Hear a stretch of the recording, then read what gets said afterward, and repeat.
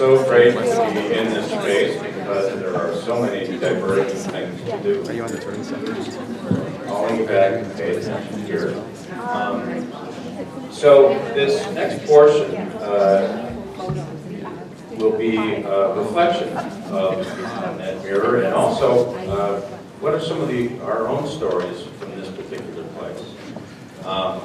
And we will have a panel, facilitated panel, but then very much want to engage you in the conversation about how this is making things occur to you, or things you want to contribute, and so forth. To help us with that task is Sue Eleuterio, who, and you all should know that this biographical sheet is here.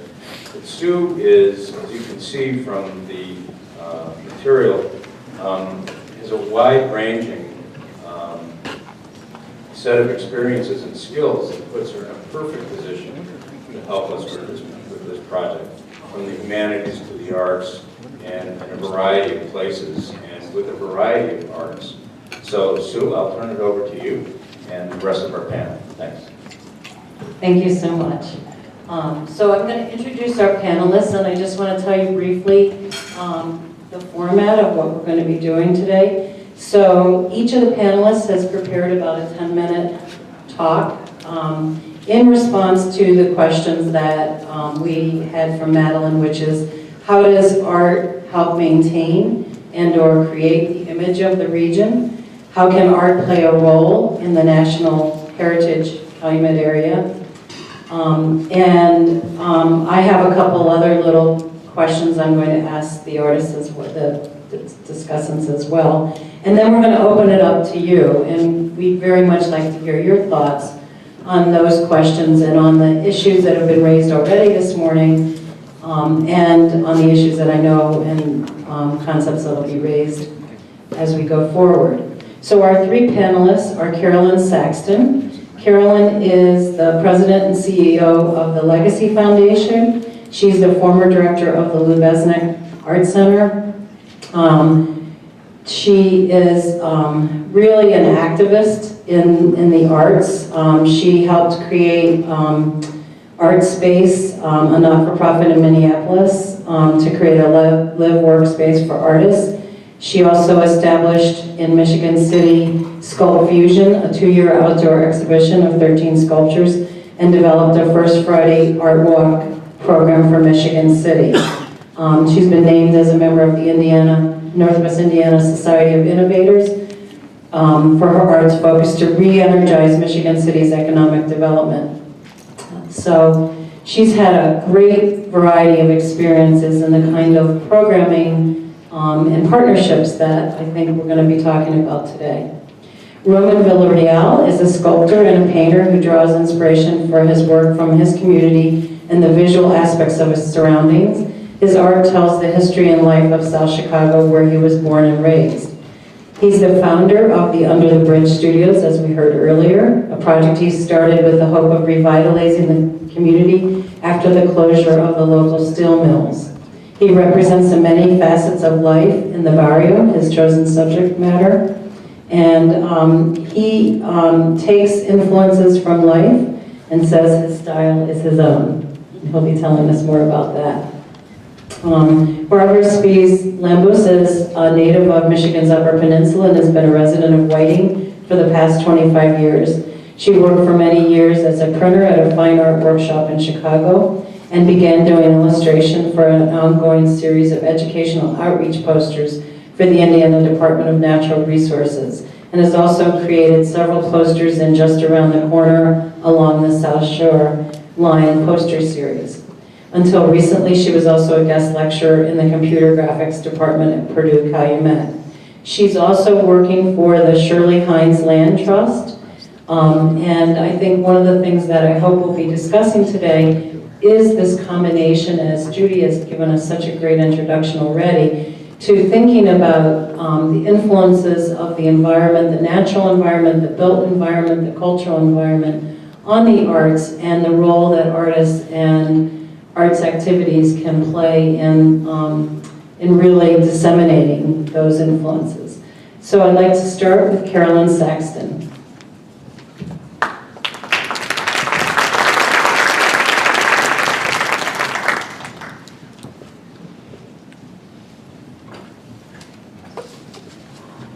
Good afternoon, and thank you all for inviting me here today. The first thing, before I start out on anything else, most of you should have gotten a copy of this blue sheet of paper, and this is one of the most important things that you should be taking home and thinking about what you need to do to invigorate Northwest Indiana through the Knight Foundation's City Challenge.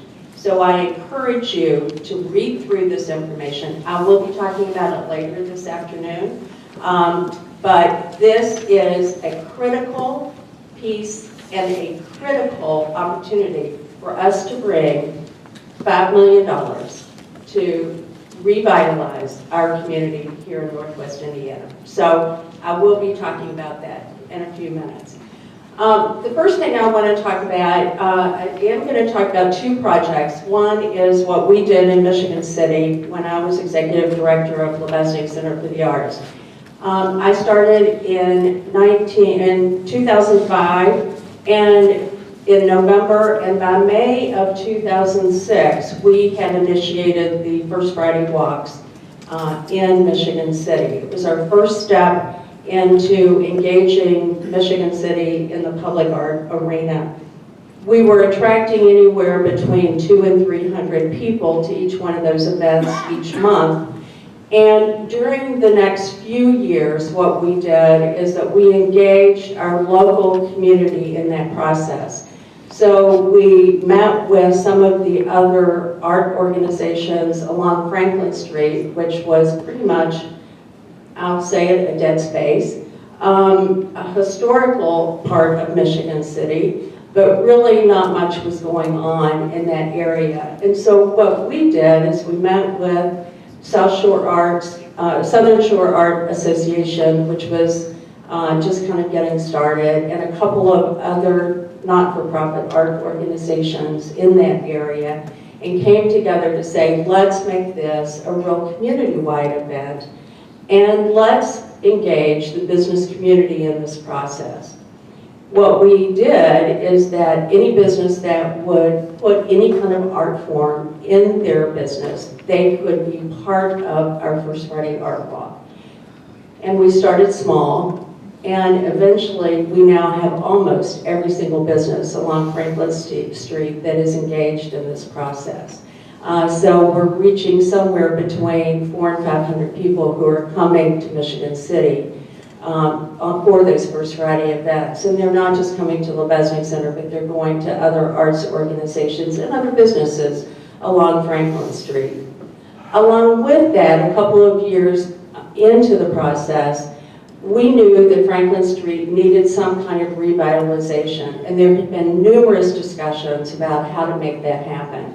And it was kind of like the perfect storm, because we also were able to have a wonderful new planning person who was hired with the Michigan City's government, and we also brought forward at that time the idea of art space, which is a live work space for artists, and bringing the art space, which is a Minneapolis space, not-for-profit. I didn't start art space, but what I did was bring it to the powers that be in Michigan City, which was, at that time, Chuck Oberle, who was the mayor, and also the Chamber of Commerce head.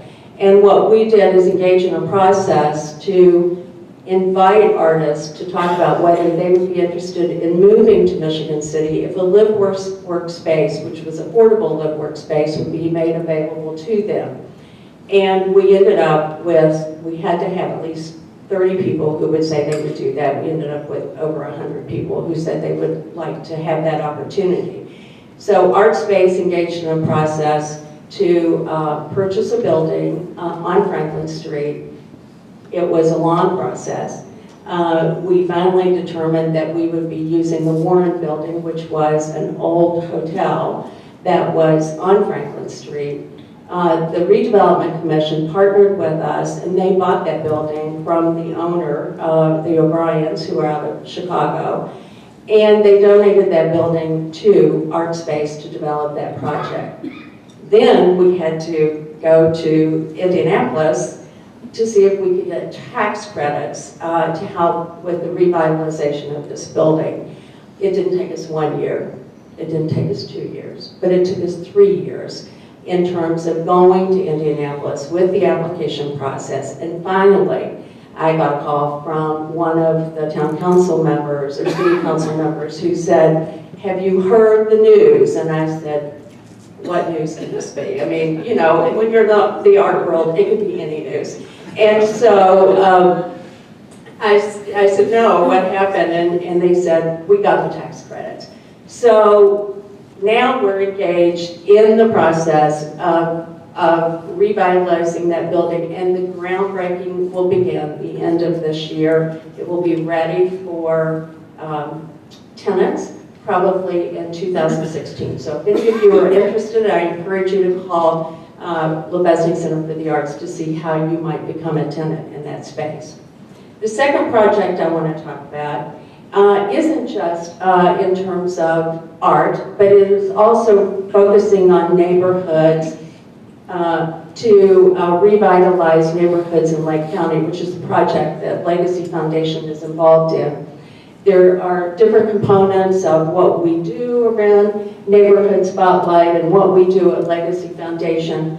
I don't have a whole lot of time here, so the idea is that we are encouraging neighborhoods in Lake County to think about what they want to do to make their neighborhoods a better place to live. So over the past year, we have engaged over 16 neighborhoods in this process. They have been meeting on a, I want to say monthly basis, but then coming together 3 and 4 times a year to work with the Indiana Economic Development Commission that's out of Indianapolis that we've hired to work with us. What we've done is that those groups have kind of self-selected down to 9, and then those 9 groups self-selected down to 6, and we had an application process, and we selected 2 communities that we will be announcing next Friday who those two communities are, and they collectively will be organizing themselves to look at what they want to do to make their communities a better place to live.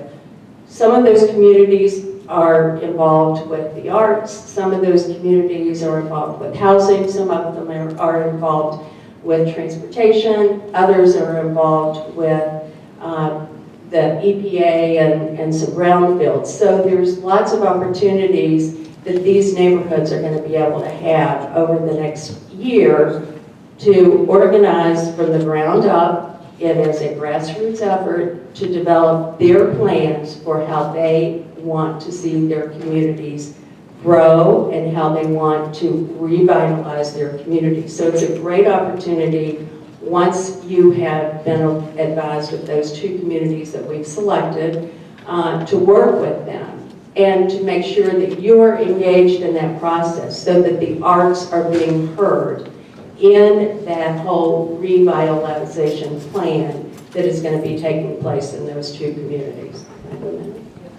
Oh, I have 2 minutes. Wow. So the 6 communities that actually made their application to us, one is Miller. Miller Beach is represented by the Miller Beach Arts Organization there. The second is Duncan Town Geary, which is Horseman, represented by a new. Another one is Hobart, which is represented by the YMCA. Then we have Griffith, represented by IUN.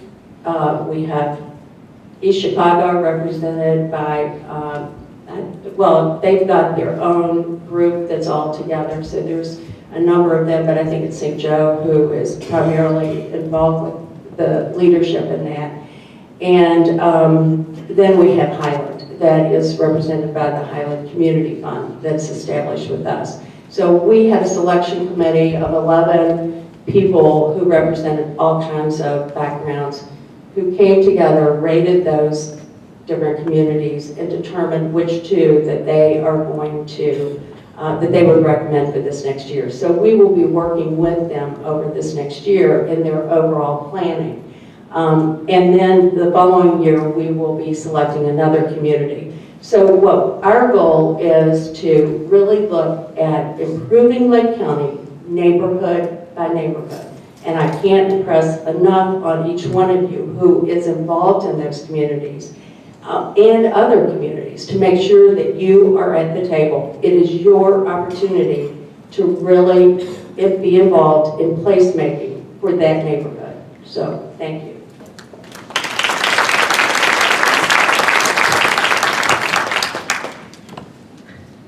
Good afternoon. My name is Roman Villarreal. I'm what you call an outside artist. I've been part of the art movement since about the 70s. I'm an ex-steel worker. I was born right across the street from the steel mill. And my first introduction to the steel mill art is when I was 17 years old. I worked in the mills. I noticed that the clay that they used to use in the foundry, I picked up a piece of clay one day and I shaped it. So my media was the people that worked around me. I really didn't do anything. I was morally into the people. So I started off with one sculpture about this big. I fired it, put it next to the thing, and then before I realized I had dozens of them. What I did, before I went into the military, I said, I'm going to do something different. I started hiding them like Easter egg hunts all over U.S. Steel. When I got out of the military in 1969, 70, it was an urban legend. Everyone was finding these little heads all over the steel mill, and I felt really bad to tell them I didn't. But what's interesting about this region that we're all in is that it's growing. I got here about 14 years ago. There was an artist call here in Hammond. I was coming in from Chicago, and we all got together here, and I met a really, really interesting young group of artists that used to work out of it was called the Concrete Jungle. But what was happening there is that it was the purity of art for the sake of art, what we were doing there. And what I enjoyed about that is that some of these young men and women that were part of that continue to this day.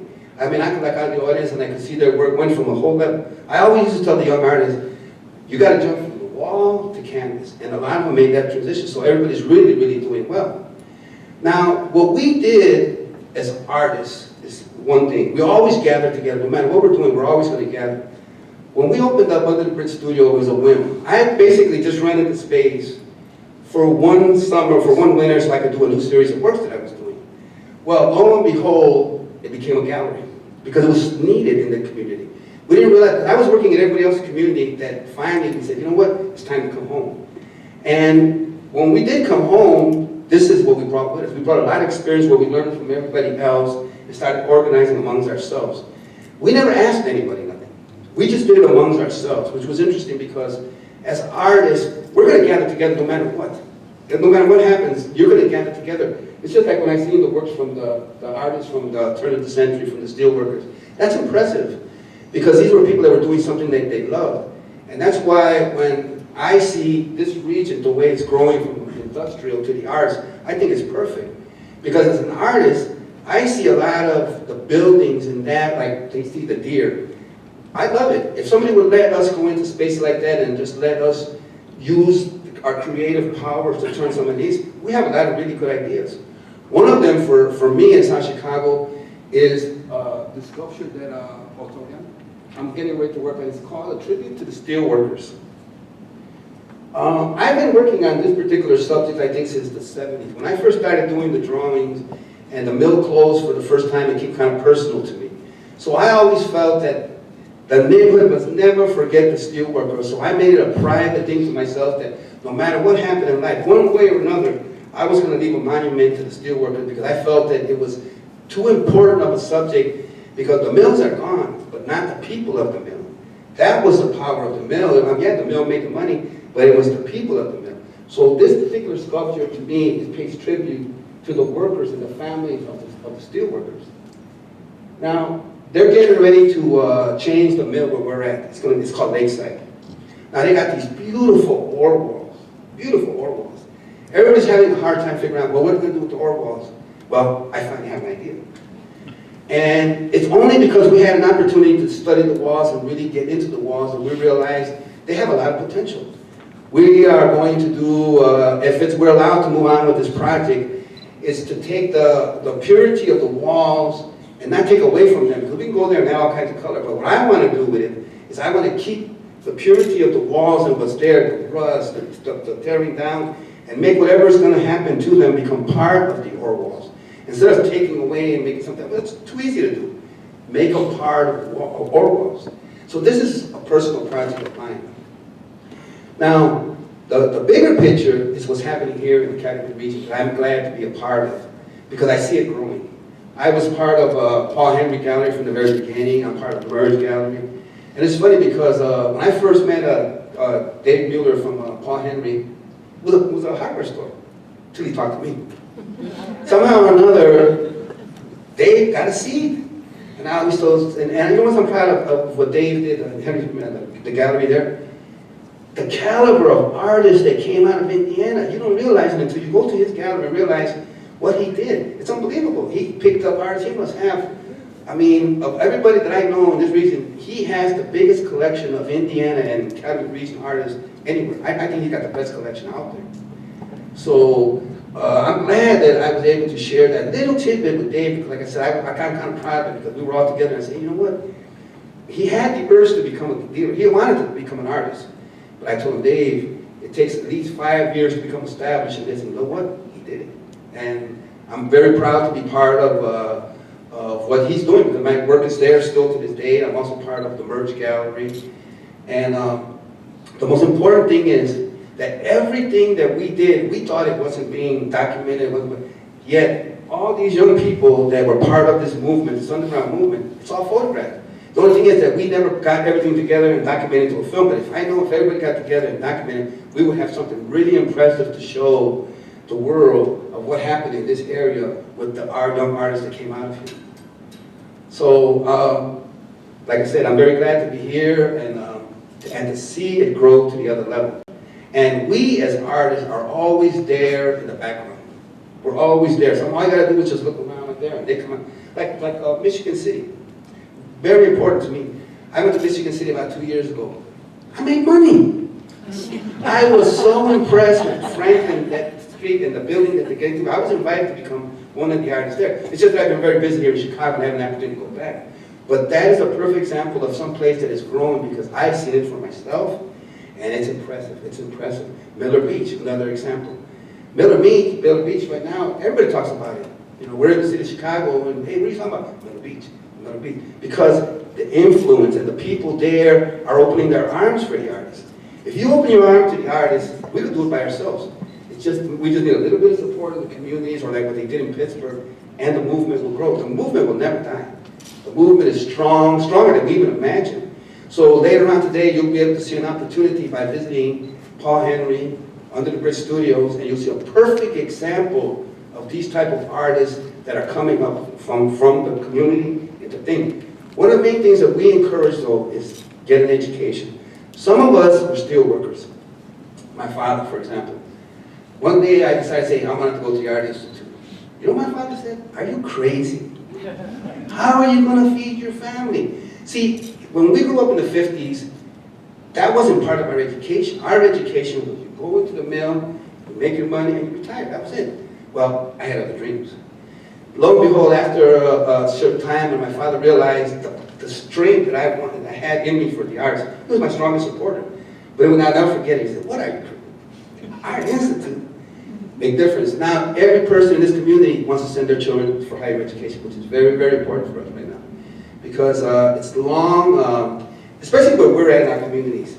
Speaking basically with East Harbor, South Chicago. These are urban, gritty neighborhoods. These are neighborhoods that people overlook, but that's a treasure.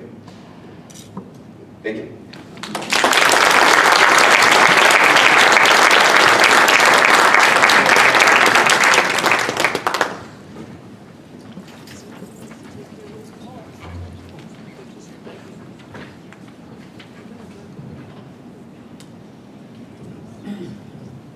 Good morning. My name is Barb Labus. I call myself an artist illustrator, and I make the distinction illustrator. I think an illustrator means a lot of things, different things maybe to some people. but I think of an illustrator as someone who is a real visual storyteller, an illustration about an idea or a message. What you're going to see here, what I've got is just a scrolling slideshow of the work I've done, and you'll notice that I'm coming from the other side of the dichotomy that we have in the Calumet region, which is the environment and the natural world that existed here before the industry, and now people are working to protect.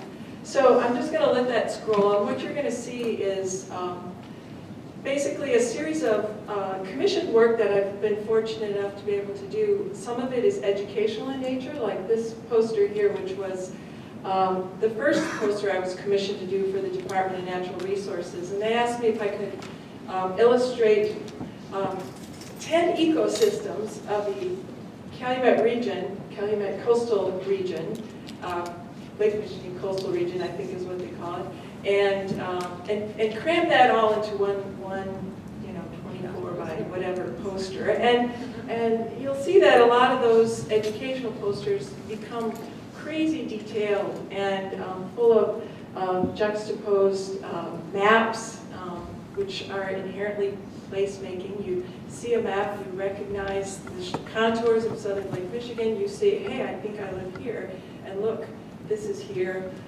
So that's the placemaking, inherent placemaking nature of the work that I've been doing. I'm going to try not to ramble here. So as you look at these, you'll see the educational posters, and then also I've done a series of commissioned posters that have turned into part of the just along the corner around along the South Shoreline series, and a lot of people are familiar with that, and that was one of the ones I should have brought up earlier with the art forms of the Calumet region. Those are ubiquitous. Everybody knows about the South Shore poster series. It's a historical series, and now it still continues on with contemporary posters that are still being made. So just a little bit about my background. I'm an outsider, even though I've lived in Whiting for 25 years. I feel like I come from another world, but I think that's important. It adds to my perspective on living here. I grew up in the Upper Peninsula of Michigan, right on the shores of Green Bay. And I find living in Whiting, there's a lot of similarities. We have in Whiting we have, of course, BP and all sorts of lovely corporations, foundries, things nearby. Up there we have paper mills. So in Whiting, anybody live in Whiting? I'm kind of curious, how many of you are just from the area originally, born and raised here? Okay, so a lot of us are outsiders maybe, but it's, being an outsider gives us a unique perspective on what's here. So I grew up loving being near the lake, camping, sailing, and I love being here in Whiting as well. It's close to the city of Chicago, close to some beautiful natural areas. I grew up in a home where we had some paintings on our walls by a family member who had attended the Art Institute of Chicago in the 30s. And there were beautiful examples of American Impressionist paintings, and they really spoke to me. I remember there's a large painting of some birch trees in dappled light, and I mean that kind of artwork is the stuff that really speaks to the soul. It's kind of spiritual, and I think it's really engaging for people to connect to the environment. Just in the same way that the images of dramatic steel mills is as well. So it's just sort of the opposite side of the coin. I attended the college in Kalamazoo, Michigan. 1 minute. Oh gosh, I'm rambling. So let me skip right ahead to. Okay, let me see. Talked about placemaking. The sense of maps. I want to address the 3 topics that we were asked to address. The sense of placemaking, I feel, is inherent in these. They are all focused. There's a message, specific message that I was asked to illustrate, whether it's those 10 ecosystems or native wildflowers in the region. So in those illustrations, their purpose is inherently placemaking. They show maps that position it here in Northwest Indiana. In 2011, I was asked to create a poster for the Shirley Hines Land Trust to commemorate their 30th anniversary, and they asked if I would create a work of art that incorporated nature and industry alongside each other.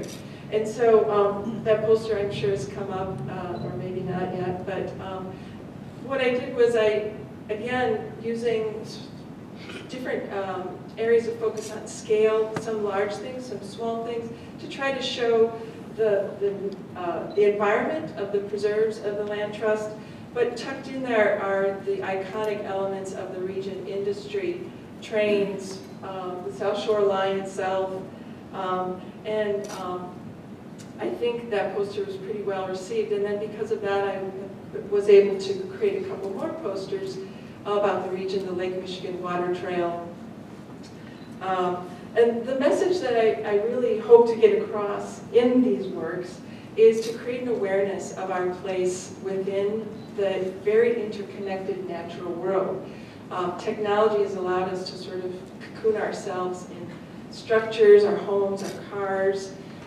We don't get outdoors enough. We forget what's out there, and we forget that what is out there is essential to our lives. So I want, especially children seeing these posters, to sort of be curious about all the creatures that are out there, realize that those things are maybe just across the road, and hopefully spark some curiosity about learning more about how we need to protect that natural world for the future.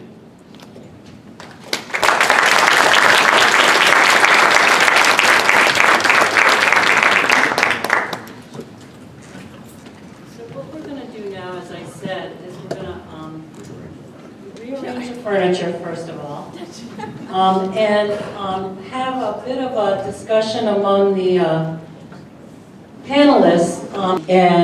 I have a couple other little questions I'm going to ask the artists, the discussants as well. And then we're going to open it up to you, and we'd very much like to hear your thoughts on those questions and on the issues that have been raised already this morning, and on the issues that I know and concepts that will be raised as we go forward.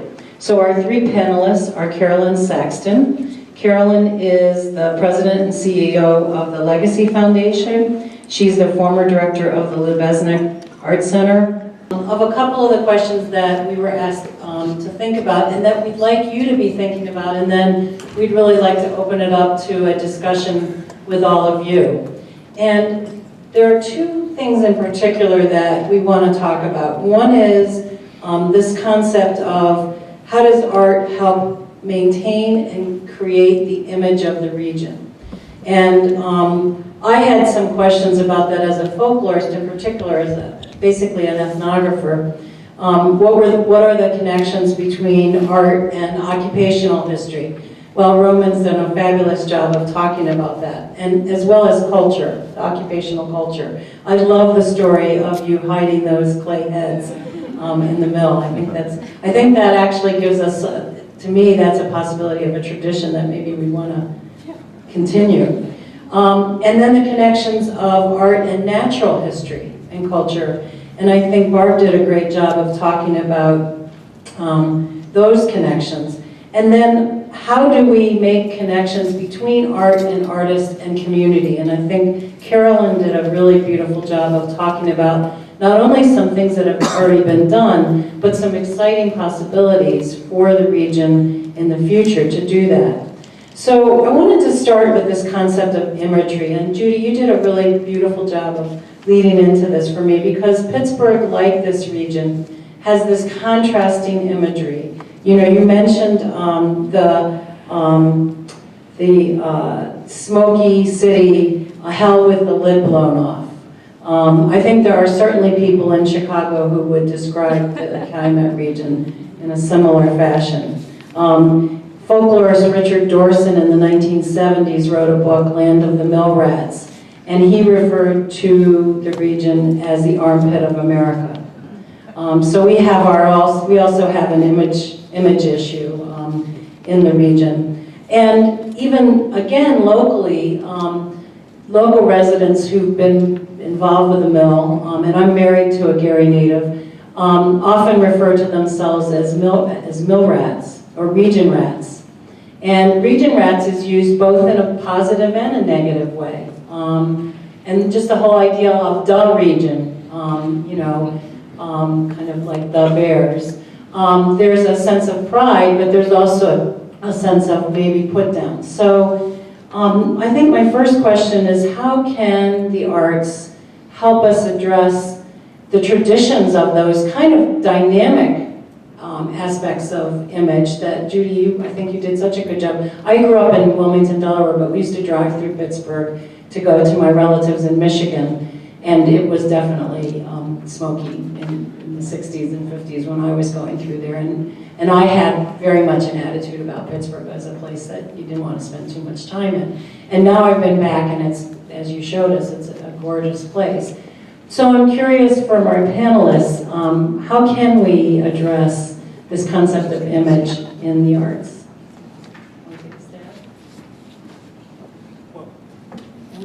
We have to pass the mic, so. Well, the first thing that I remember when the mills closed for the first time was the noise was over. See, I grew up right across the street from the mill. First thing, if you lived anywhere near the mill, the first thing you're going to remember is it was quiet. That was the most strangest thing in the world for us. Second thing that happened to us, we seen the stars for the first time. When we were growing up, one of the things that we always remember is when the mill was at its 30th and doing this, everybody said, overtime, that was money. That's the way I looked at it when I was a young man, because I was viewed it the same way. I didn't think it was polluted. All I know is that's where my father made his money, my uncles made their money, and this was part of us growing up. When it disappeared is when we realized what a difference. I think it's really important for each community to start thinking about how they're going to redefine themselves as things change. Can you hear me? Okay? Okay. I think that's what Michigan City was really focused on over the past 8 years. They lost their manufacturing base, or a great deal of their manufacturing base, and so part of what they had to think about was how do we reposition ourselves to be a vibrant community with this type of change. And I think if a community is not willing to look at how they might do that, they're not gonna succeed. And so the arts can play a big part in that change. And I think what Michigan City has proven is that it is doing that. And so I think it's important for each one of us who has been involved in the arts to take a leadership role in that, just like Levesque Center did, and the other art organizations in Michigan City in making that change.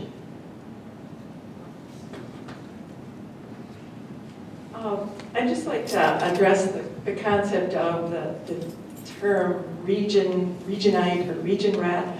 I mean, I think that, as you said, it's a double-edged sword. It can be a sense of pride. We kind of define the region by this sort of sense of belonging to this tribe of people who live and work, whose families have been supported by the very industry that's here, and yet the industry has had a destructive effect on the environment. So we have people who are focused on both. We have contrast, and I kind of think of it as one of those artistic principles, the principle of contrast. When you have one thing next to another, they amplify each other. People used to say, don't wear green and red, they're opposite colors. But what happens is those colors are enriched and become more vibrant by being next to each other. So the idea, I'm talking about more conceptual idea of art as it refers to the Calumet region, this sort of the industry and the environment together being those contrasting elements. Oh, I could add one more thing. I believe that the arts is the new steel for our community. That's the future. So the second thing that I wanted to ask our panel to talk about a little bit is this concept of placemaking at a regional scale. And you've each addressed that to some extent, but particularly the role in this national heritage area. How, as we think about a national heritage area, what will the role of the arts be? What should the role of the arts be? You know, we've heard, I think, bits and pieces, and one thing I want to address, having lived here for about 11 years now and having been coming down here for about 25 years, is that we often have a problem of silos. You know, there's not just a perception of a state line, there's the reality of the state line. There's not just a perception that the more industrial areas are places that people don't want to go. There are people who won't go to the more industrial areas. So what can artists and the arts and those of us that are involved in cultural work kind of do to address some of that, that issue as well? Well, I would like to talk just a moment again about the Night Challenge, and you have the Night Cities Challenge in front of you, and I think this is a real opportunity for all of us to be thinking about that. The Night Challenge is really focused on Gary, and we all know that Gary needs help, and we all know that that's part of this whole heritage trail that we're interested in. Here's an opportunity for us to come together and work together and bring some important kind of project that will transform Gary. This is an easy application. There are 2 questions, and each question is will only allow you 150 words. 150 words. They aren't asking you about how much this is going to cost. They aren't asking you who all is going to be involved in this project.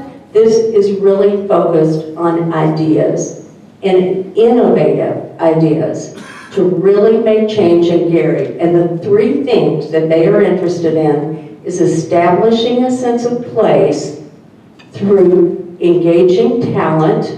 And when they talk about talent, they're thinking about young people. And when they say young people, they're thinking 24 to 35. How can they bring people here, 24 to 35, and engage them? The other is to think about innovation and economic development. Now, you don't have to address all 3 of those things in your 150 words, but it's important to really make a strong, focused application. The deadline is November 14th at 5 o'clock Eastern Time. They encouraged us to get it in earlier than that because they've already got 300 ideas that have been suggested to them from other 26 communities that Knight has had the relationship. Gary is the city in this region that they've got the relationship. So individually, you can make the application. Collectively, you can make applications. You can do both. You can do as many applications as you want for different ideas. The key is to get your application in there and see what we can do together to transform Gary to really make a difference in this region. Well, that's good points. But again, like I says, in the arts itself, what's happening here right now, we have the power to create this change right now. We do have it, but it's a lot of work. It's a lot of work. But what we have now is an accomplishment because we're already 2 steps ahead of us. In other words, we already know where we're going. We already know what's going to happen. We already know what we want. So it's just a matter of hard work, working together like what we're doing now, and sitting down with some of the hardcore artists that are actually making the movement here now, and sitting down and develop a really strong core of futuristic ideas that would help this region get to the level that it wants artistically. I'm using strictly the arts because we're artists, but I imagine there's a lot of other means of creating this space, this void right now. But being an artist, we basically concentrate on how we would view it as artists. That's why the answers that you always get from us will be an artistic view because this is the way we see it. This is the way we see it. And all we need is a little bit of support from the communities at general, which is already happening. Michigan City, Miller Beach. The different lakes, the rivers, the bridges. And my negative is the so-called state line attitude. And I think this art movement could make the bridge across the two states and really work out well for us.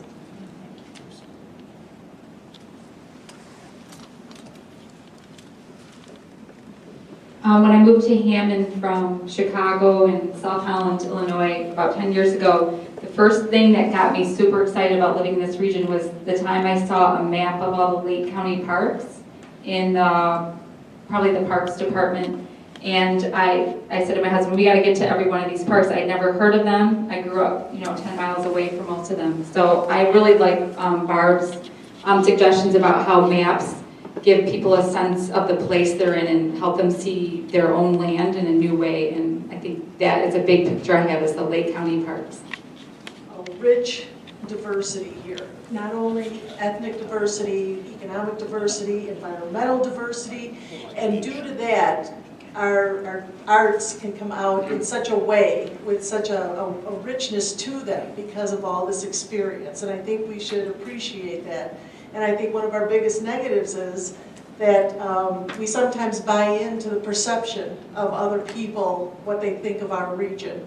It's like that Rolling Stone ad campaign, perception and reality. And I think we have to get over that, yes, there are negatives, but there's negatives everywhere. And I think we just have to get over and focus on the positives and realize what a wonderful area we have here. I'm from Blue Island. I'm the furthest east out of the Calumet region, but west, I'm sorry. But we've been dealing with perception for a long time. And actually now we are being realized. We are getting Millennium Reserve money. We're doing all kinds of clean water acts. We've had collegiate rowing. We're just getting recognized. And it's one of the biggest things we have to overcome are the people who have lived there all their lives.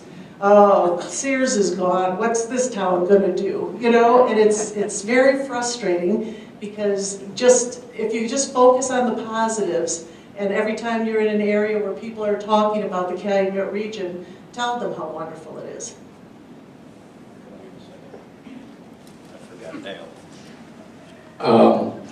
I'm somewhat associated with the dunes, so obviously a positive is the natural coastline, the shoreline, Lake Michigan itself. A negative that we have is we're designed as a transportation corridor. Okay, so you got all these railroads going through, you got 2 U.S. highways, a toll road, the interstate, God forbid maybe another one going through, from which there's not really a good visual representation of the beauty of Northwest Indiana. A few places along US 12, where it's all within the National Lakeshore, you can take all of those transportation corridors, and unless you're on top of the tollway bridge, you'll never see Lake Michigan when you drive through Northwest Indiana. All you will see is generally not very pleasant, decaying inner city urban areas and landfills and all those other things. So the image that we get for all the millions of people every year that drive through Northwest Indiana, and that's what a lot of people do, is drive through and not stop, is not very pleasant, even though it's a beautiful place. Thanks, Dale. Yes, hello, my name is Marco Salazar. I'm a lifelong resident of the region. I'm also a practicing artist. I've been in the business business of art, I should say, for 25 years. I've done a lot of outdoor murals. I've worked with my good friend Roman Villarreal. We had a place that was on loan from the Hammond Sanitary District. And that just goes to speak on some of the things. The wonderful things that bring to mind to me about the region is the natural resources. Not until the commission I got for the Environmental Education Center in Hammond, Indiana. We were commissioned to paint the outdoor and the inside of the facility along the 2 enviromobiles. So in doing so, I had to do my research and was just totally amazed at the delicate biosystem that's only found here in Northwest Indiana and the region, with wild plant life, with the wildlife, with the proximity to the lake, and how all of those things marry each other and flow in a nice bio, in a bio arena. So in that aspect, incorporating that with our industrial demographic, I was born and raised in Chicago, more specifically Indiana Harbor, like you made reference to the armpit of America, which is, I've heard that reference before. Also the region rats, the mill rats. I grew up, my family was in business, so we had a lot of friends and family and colleagues that worked in the steel mill. And that was a badge of honor where you went to work every day and you worked 16 hours and you fed your family and everything was fine. But along with that, it's the flip side because you're also degrading the beautiful environment that we have through hazardous waste and all those things. So myself as an artist, I take a lot of pride in now these days how everything is evolving for more environmental awareness.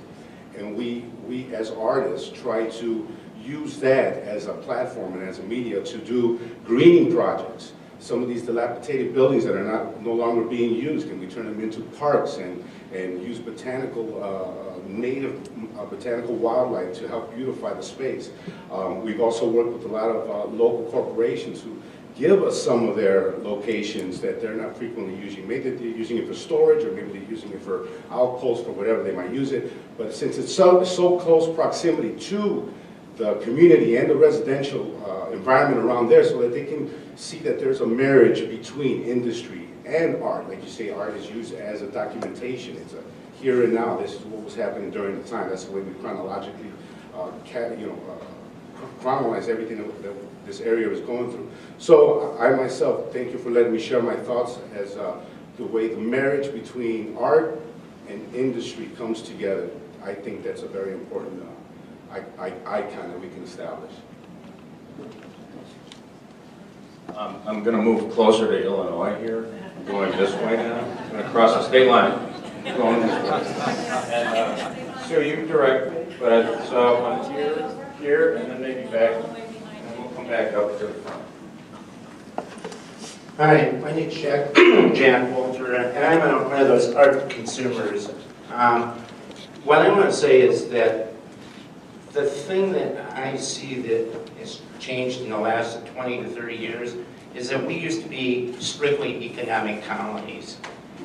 The money would come in by wire on Thursday night to pay, and then by Saturday it would be back in Pittsburgh, or it would be back in Detroit, wherever it came from. You look at us now, we are very entrepreneurial. And that basically we are starting to develop a sense of who we are that is grounded here. And one of the things that I think shows that really positive movement, the microbreweries. Local guys who get together, who use the local assets to produce a product that we can enjoy on the basic level. And I think that I consume that. I consume the art that people make. But it's one of those wonderful things. And I have to disagree and agree with the lady from the ecological park. One of the advantages that I see is ground level railroad crossings. I built railroad cars to get through college. I was educated at Gary.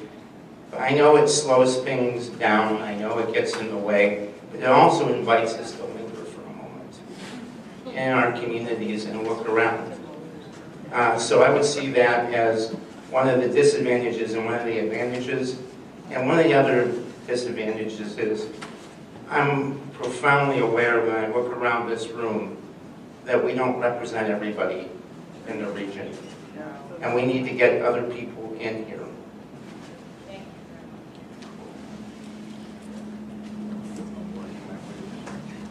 Back towards the center. One of the fascinating things about the Calumet region on both sides of the state line is the juxtaposition of so many diverse things. Industry and open space and commerce and agriculture, and we haven't spoken much of agriculture today, are very close together. Superlatives are easily used when you're describing this area. the world's first billion-dollar business, the world's largest steel mill, the world's largest rail car manufacturing plant. The Calumet region provided most of the onion sets of the entire nation just a few decades ago. And all of these places are within a short drive of each other. Although many steel mills have closed in this area, the Calumet region, if an independent nation, would be the 4th largest steelmaking producer in the world. Still, because of all of that, and I think the drive that I see through this program and others, we are achieving a remarkable level of rejuvenation and sustainability.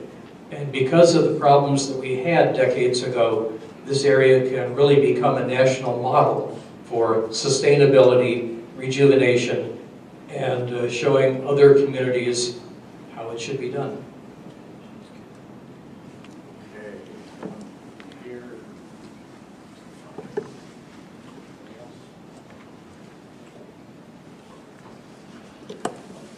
I just wanted to share something really quick that, thanks to Mike Bowes from the Environmental, I'm an urban artist.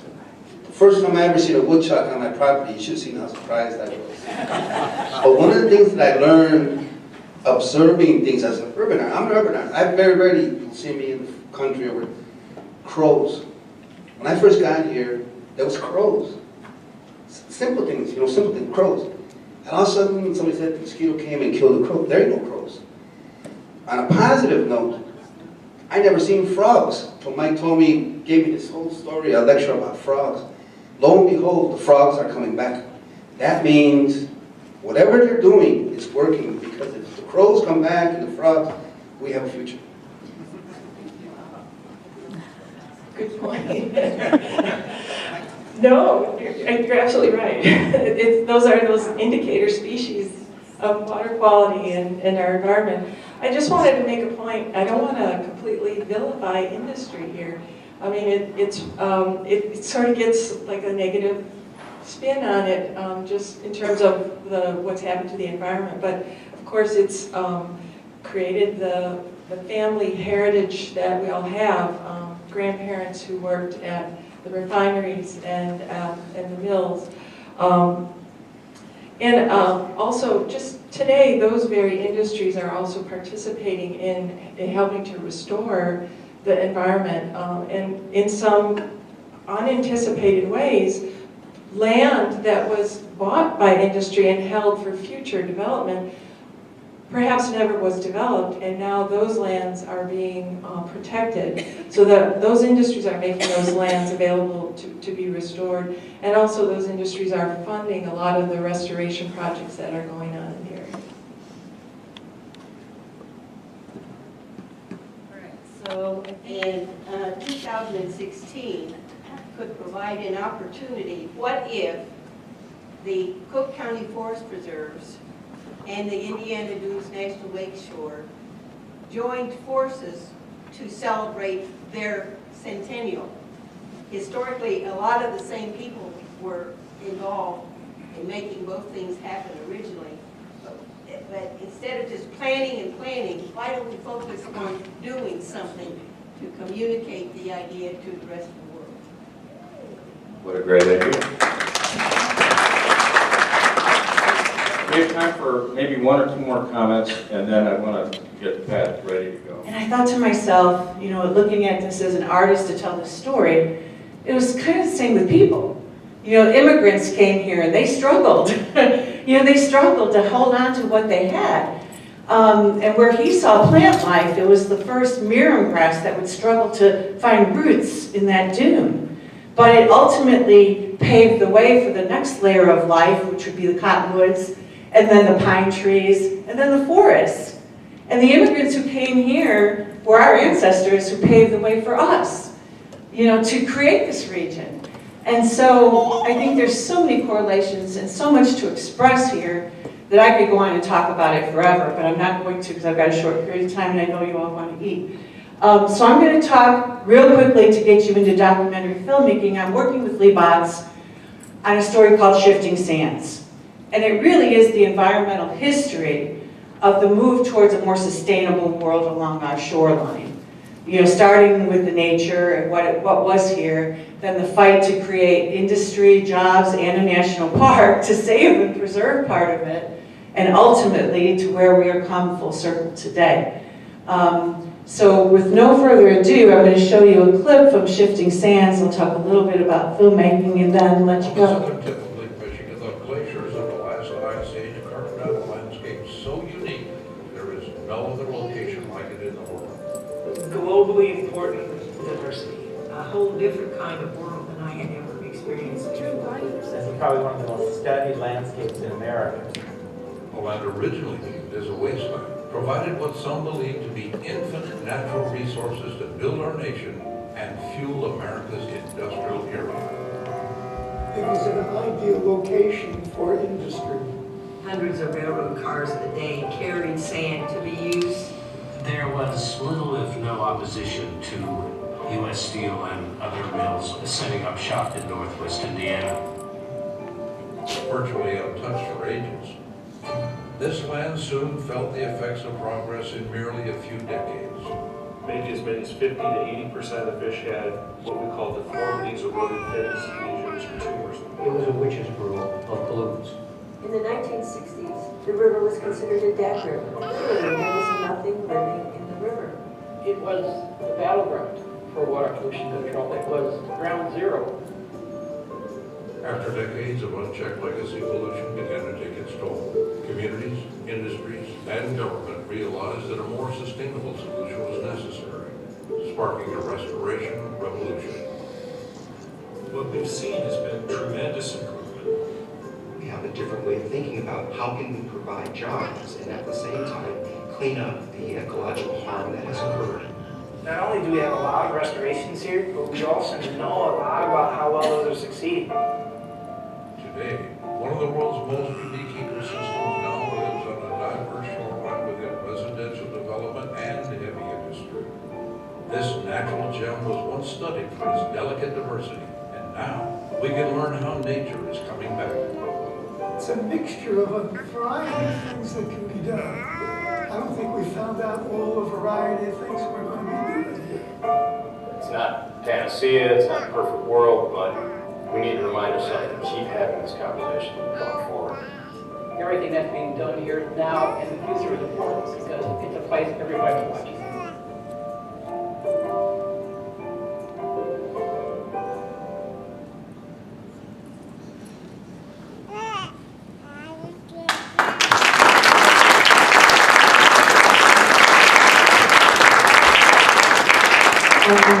So real quick, because I'm running out of time, Lee was, stories come to...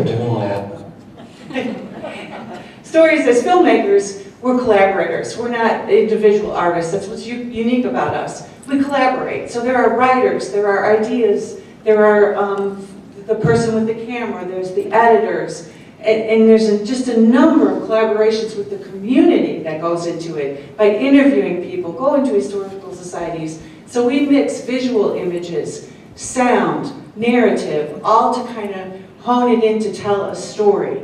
And we do it in a collaborative effort as a team.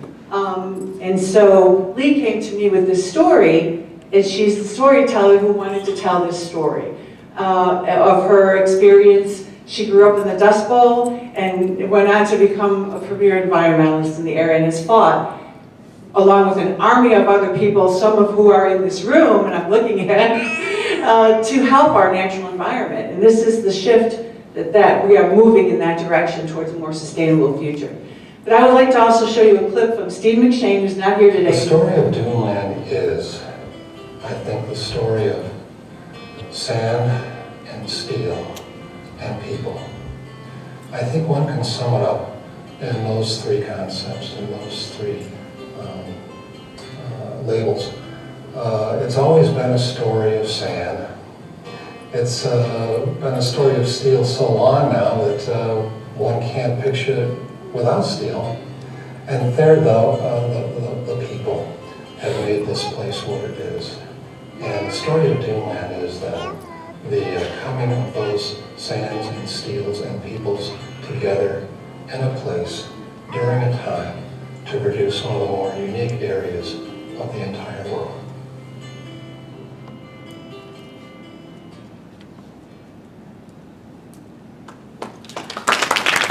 I can't top Steve McShane on that one, so with that, I'll give it back to Mark. Thank you.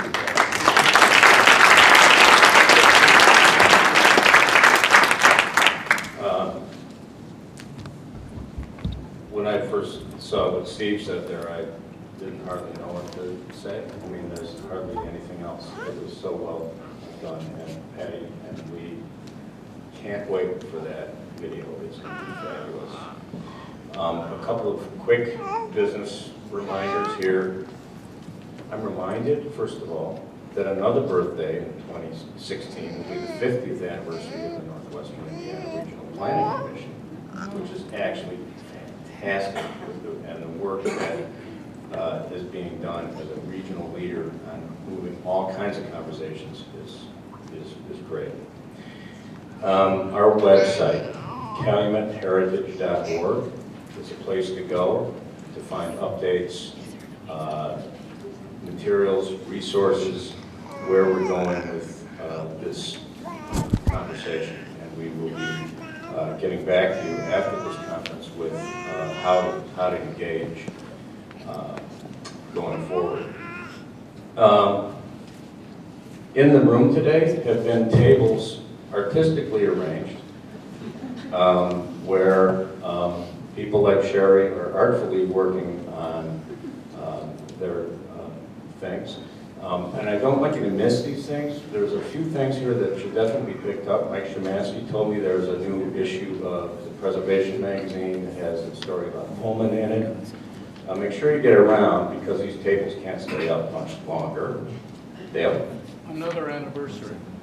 100th anniversary of the State Park System of Indiana, which was one of the pioneering state park systems in the nation. So that's fabulous. You've got county, state, and federal in one, wrapped up in 1 year.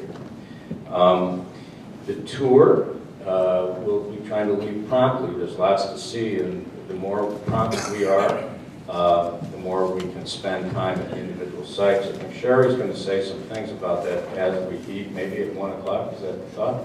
I can say that. Sherry will say them right now. Sherry Meyer. Hi, I'm your tour guide for this afternoon, Sherry Meyer. I'm also a board member with the Calumet Heritage Partnership. And we have a wonderful box lunch set up for you, which we're going to break for in a few minutes. And then after we're done with lunch, we're going to spend a little bit of time here in the building, touring the building with our host for the day, John Kane. And then after that, we're going to board the bus and head out on the tour. We will start our building tour as soon as you apparently have completed your lunch. So if you take an hour, we'll start the tour then after an hour. But if you're done in 15 minutes, we'll start the tour then. So we're going to gauge it on the basis of how lunch goes with you. We'll be picking the bus up out front here. It will be a large green vehicle, so we'll know it when we see it. And then, as a matter of housekeeping, two things. First of all, when we go out on the road, we're going to be visiting very small studios and galleries. It's going to be great for seeing the artwork, but for human comforts and bio breaks, bathroom breaks, it's going to be rather limited. So the main stop where we'll have access to bathrooms is going to be at the Toll Theater, and that'll be at about the midpoint of our tour. So we ask you to plan accordingly. And then the other thing is, I know that we have people of various physical capacities with us today, and since we're drawing on culture and arts and literature and also environmental things, I'm going to make an analogy there about the tortoise and the hare. And for those of you that are maybe a little unsure moving around on a moving bus, or wobble or worry a little bit when you're walking anyway, We would like for you to be able to board the bus first. You're our tortoises, and we want you to have the honored spot at the front of the bus. That will make it easier for you to get on and off as we get to each of these destinations. And I would ask then that the hares, that they remain until afterward, after we get our tortoises seated. And once we're out on the stops, we'll accommodate the tortoises as much as possible up front. Thank you. By that, okay, so lunch is actually on the table back over there. One last thing that occurs to me to say is you will also be getting after this an online survey, a quick evaluation of the day, so you have an opportunity to feedback to us about what worked, what didn't, what else you want to think about and do. And remind you again that if you'd like to support this concept right now, please fill out that sheet, put it in the box, which is back by John King, and over there, I think, right. Various kinds of lunch, and there's plenty of it, so don't be shy. I want to thank everybody for coming to this portion of the morning, and especially our presenters, Judy, Sue, Roman, Mary, Carolyn, Patty. Thank you very much.